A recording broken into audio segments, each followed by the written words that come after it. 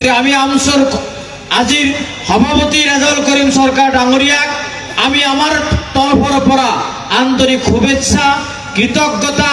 আৰু সকলো দিশৰ পৰা সহায় সহযোগিতা আমি কৰিম বুলি ৰাজহুৱাভাৱে আমি তেখেতক প্ৰতিশ্ৰুতি দিছো। খালি এটা কথা তেখেতক মনত কৰাই দিব বিচাৰিছো যে ৰাজ্যখনৰ যি বৰ্তমান পৰিস্থিতি, অসমৰ মুখ্যমন্ত্ৰীৰ যি ধৰণৰ তুচ্ছ তাচ্ছিল্য অপমানসূচক মন্তব্য, এই কথাবিলাক তেখেত হৃদয়ঙ্গম কৰি য'ত যাব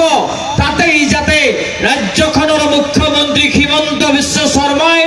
আমাৰ বিৰুদ্ধে যিমানে যি ষড়যন্ত্ৰ নকৰক তাৰ কণ্ঠ, তাৰ প্ৰতিবাদ, তাৰ সক্ৰিয় ভূমিকা তেখেত সেই মঞ্চত থাকি যাতে পালন কৰে আমি এইটো কামনা কৰিম। যাতে আব্দুর রহিম আহমেদ ডাঙৰীয়া যেনেকে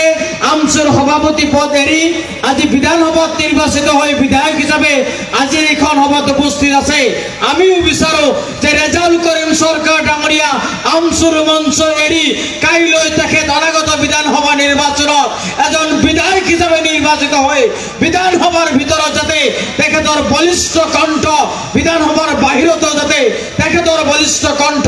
প্ৰকাশ কৰে তাৰ আমি আহ্বান আজি এই ৰাজহুৱা সভাৰ জৰিয়তে আমি কামনা কৰিছো। মই দীঘলীয়াকৈ ক'ব বিচৰা নাই, খালি এটা কথাই ক'লো যে আমচুৰ মঞ্চৰ পৰা গুচি যোৱাৰ পিছত যাতে আপোনালোকে নিমাতী কইনাৰ দৰে বহি নাথাকে। আমচুৰ মঞ্চৰ পৰা গৈ বিধায়ক হ'ব, আমচুৰ মঞ্চৰ পৰা গৈ ৰাজনৈতিক নেতা হ'ব, কিন্তু আপোনালোকে যাতে নিমাত হৈ নাথাকে। জাতিৰ যেতিয়াই বিপদ আহিব, জাতিৰ যেতিয়া দুৰ্দিন আহিব, তেতিয়া যাতে আপোনালোকে বলিষ্ঠ কণ্ঠৰে জাতিৰ হৈ কাম কৰে, এইটোৱে আপোনালোকৰ প্ৰতি আমাৰ আহ্বান থাকিব।